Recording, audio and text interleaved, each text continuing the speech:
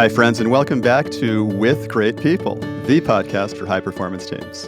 I'm Richard Kasparowski. Our special guest today is Sally Elatta. Sally is the CEO and founder of AgilityHealth. To support this podcast, visit my website, kasparowski.com. Hello, Sally. How are you?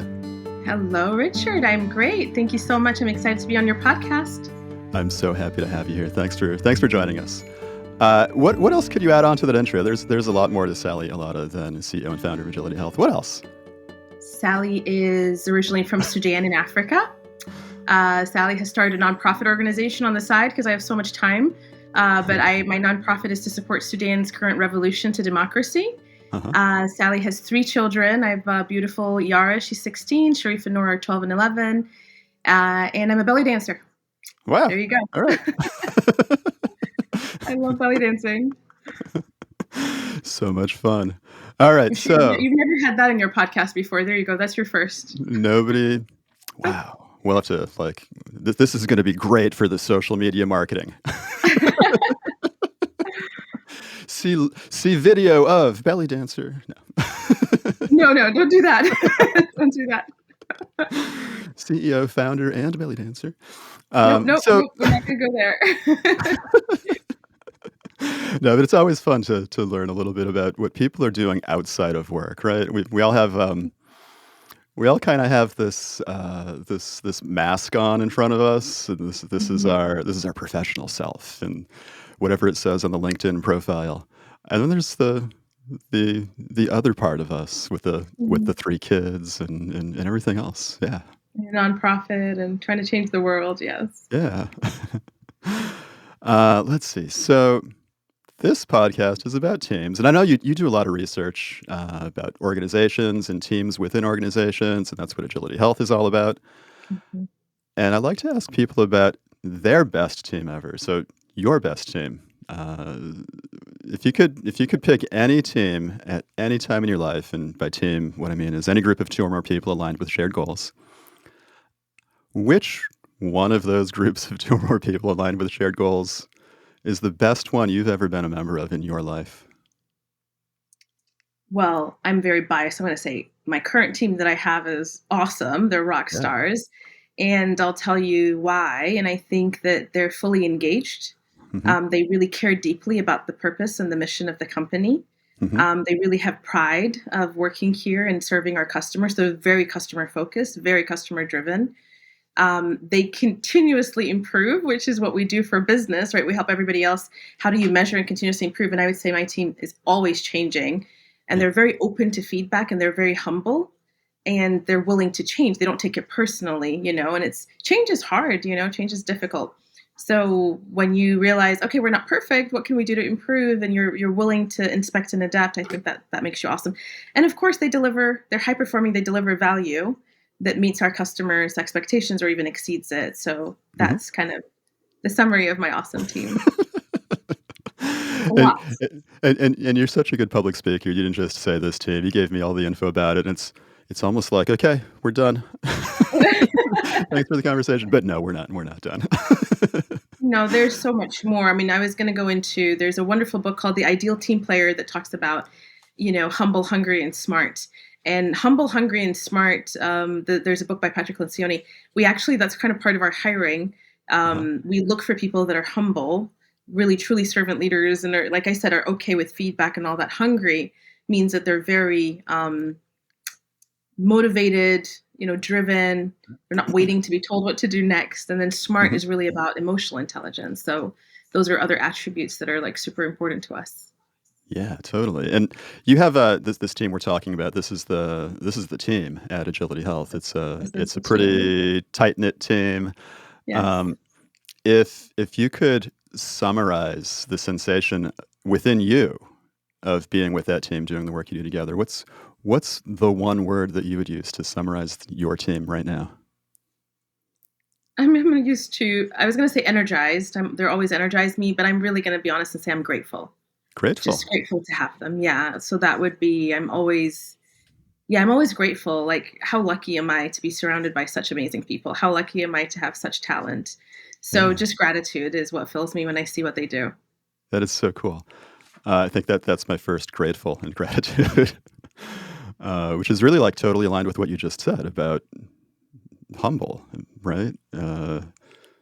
That you said humble, you said servant leader. It's not just what you're looking for when you're hiring people. It kind of sounds like what you are. I try to be. Yeah, I think servant leadership is something I teach, I talk about all the time, but none of us are just built to be servant leaders. I think it's Mm, something we easily, when times are tough, you can move back into a little bit of directive style and commanding and controlling.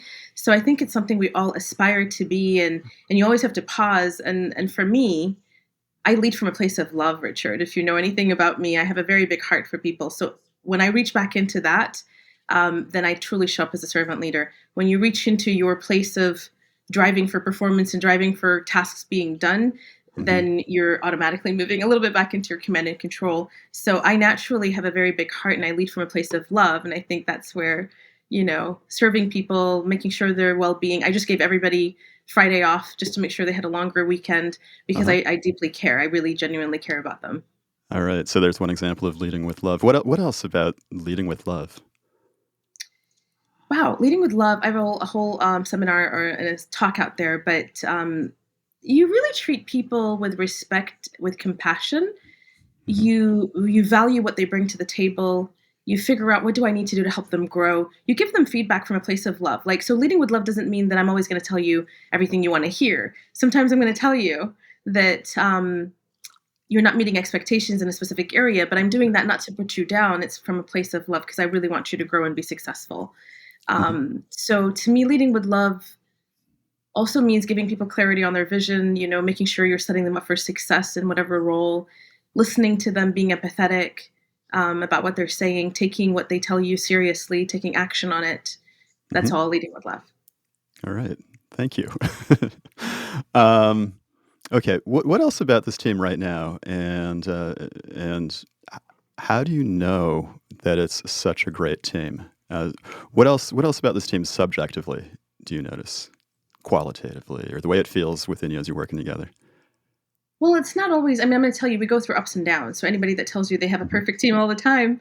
So I will tell you, actually, right now, my team feels tired. You just said, like, what do they Mm. feel like right now? We feel tired. And the reason for that is we just had our big customer summit, and there was a Mhm. lot that we were working on to achieve that goal and that mission. Yep. But how do I know it's an awesome team? If you listen to the words of the customers about Yeah. how they describe us, to me that's it right there. If your customers can tell you that you're doing an awesome job, that you high quality, they care, that you bend over backwards for them, that you really genuinely are a really trusted partner. I've always said if anybody calls us a vendor, we should leave. We're not a vendor, we are a trusted partner on the journey. And so the people that are on the front lines working with the customers, like that's the impression I want the customer to have, is that we deeply care about them. So I think, Okay. how do you know you're awesome? Your team is awesome. Ask your customers. All right, all right. Yeah. So this gets into objectively, how do you know it's a great team? And one of these objective ways you know it's a great team is your customers tell you this team is awesome. Mhm. Is there anything else objective or empirical, something you could notice from the outside? They're engaged. They're always ideating. They're very creative. They Hmm. lift each other up. That's part of we have a culture wall. Um, they're always thinking about new ways to improve what they do. They're performing. They're outcome aligned. They're Hmm. always saying what's the business value of what we're doing. They're willing to challenge me and us as leaders. They don't look at our title. I always say, we're all leaving our titles at the door. They're willing to talk, openly and honestly. I mean, there's so much more that goes into that. Hmm. So, but these are just a few things. All right. One of the things you just said was a culture wall. What's that? Oh yeah, we don't have it anymore, but it's in our hearts and it's in our screens because we don't work in the office anymore, Richard. But Right. in our permanent office that we had this beautiful wall, and I had asked everybody to brainstorm why do they work here, what makes them happy, what's important for them. Those are kind of the three things. What's important, and Hmm. it's almost like a team norm activity. But we Oh brainstormed yeah. on a whole bunch of sticky notes, and we consolidate. And we finally came up with this culture wall, and it has all of the phrases that makes us want to work at Agility Health. And so when you're having lunch or you're walking by, it's like in the center of the room. So some of the things that are there is we do what we say we're going to do. We are servant leaders at heart. We strive to be above the line. There's a wonderful video that talks about above the line, below the line. It's called Location by Conscious Leadership. I Mhm. love that video so much that everybody's onboarded to watch that video about being above the line versus below the line and how we interact. Another cultural norm is we plant seeds. We don't plant weeds about each other. Planting weeds is negativity, telling negative things, whether it's about a person or about the company strategy. If you have something to say, you don't have to plant weeds. You can tell everybody directly. Yeah. So that's another example of what's on the culture wall. All right. And are there any other concrete behaviors that go into this team's success? I think everything on that culture wall, the servant leaders at heart, the being humble, hungry, and smart.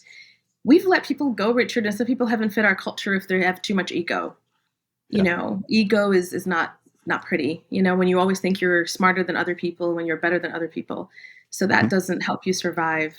Um, but hungry, which is always what can I help with? How can I take this forward? How can I serve the customer? Hey team, where can I help you? Just being like that, that's really helpful for us. And emotional intelligence, I think, is really important. Like knowing how you're coming across. You Mhm. know, um, the other thing that's important on the culture wall, I'm really going to talk about is positive energy. Yeah. Just having positive energy. Some team members, they don't realize it, but they're in a negative space in their head. And so the energy they bring to the room is a negative energy. So they bring people down, or they Yep. accidentally plant weeds everywhere. They're saying negative things. Mm, That is yeah. not constructive. So we try to find and continue to push people back to the positive energy. Yeah. What's possible, assume positive regard in other people. Those are Yeah. really important. And how do you push people back to that? You have to remind them. I think some of us, it's kind of like a weed garden. It's like a garden that you don't water. If you don't really take Yeah. care of it, if you're not always plucking the weeds, they just start to form. And I think after events, after conflicts, after big deliverables that were high pressure, I think the weed Mhm. garden can begin to foster. So I think you have to be conscious it's happening. You have to Yeah. bring it into, like, as an example, we have town halls where we talk really openly and honestly about this stuff in Yeah. our all company town hall meetings. um, Share a couple of videos that re-inspire people, and let Mhm. teams have open, honest retrospectives, like real retrospectives, Yeah. where you bring up that elephant in the room if you need to, and restate your team norms again. Mhm. I'm curious about your town halls and your retrospectives. You're the founder and leader of this company. Yeah. Uh, how do you foster that kind of open communication despite or in addition to being, the the leader, the hypothetically or perhaps the loudest voice, or people used to use this acronym, the hippo, the highest paid person. Yeah, Uh, it's tough because people that don't know you personally and haven't worked with me closely might assume, "Oh, she's the CEO. It's that mhm, scary figure that we shouldn't talk to or shouldn't say anything in front of her." And that's the opposite of me. I'm like, "No, man, we got to talk real. Like, what's going on? What are you afraid of? What's going like, let's talk about this. I'm just another human being like you. Like, please forget about my title. Let's just have a real conversation. Even give me feedback. Maybe I screwed up. Maybe I did something wrong. Maybe I said yeah, something a specific way that triggered somebody. I can apologize. I don't have that kind of ego." So I think being in a highly, forget about the paid position, but in a role that everybody could assume that is, intimidating, yeah, creates, it reduces psychological safety for people to be open and honest because they're afraid of consequences, even if it's not justified fear. So right, I try to facilitate the conversation. I try to show humility myself. I try to make it open. I do let everybody in the company, we use fun retro boards sometimes when I want them to provide feedback in an anonymous way. mhm, Um, we were going through a really tough period during COVID, and people had some very deep questions for me, like financially, how are we doing? Blah, blah. And I really let them post those questions to me live in Fun Retro so mhm, that I can answer them directly and they wouldn't feel that we know who they are. So I think you just right, have to sort of try to walk the walk. all right. Now, in addition to all the advice you've already shared, all the ideas you've shared, some of your concrete practices, what other advice do you have for listeners? Well, we just recently published a report around team performance, high performing teams. And I think, just to give them another more practical, I would really love for them to download this report, because we looked across 46,000 team members, Mhm. which is about 4,600 teams in AgilityHealth. And we looked at the higher performing teams, what made them higher performing. Our next report is going to be around happiness and roles and talent, because I'm focused on that too next. But everybody wants to know, how can I get high performing teams? So in that report, for whether it's predictability, we want to improve predictability, or time to market, or value, or quality, or responsiveness. Those were the 5 things we really zoomed in. Mhm. Here are the competencies that are drivers and predictors for that. And I'll just give you a teaser of some of them, because some people might want to hear them now. Um, Working in short iterations is a predictor of high performance, which we all knew that from an agile perspective. Planning and Right. estimating, improving how you break down things into smaller chunks. But the next 3, I was really surprised by: generalizing specialists and T-shaped individuals. So having people that are allowed to work and be skilled in other areas and not just focus on one thing. Self-organization, empowering teams to make their own decisions, and telling them what the problem is, but letting them kind of improvise on the how. And then the last one Mhm. was creativity and innovation. So I was surprised by the last 3, because they're all about empowerment. And Mm. the first 2 were very much agile practices, that we all know are pretty solid.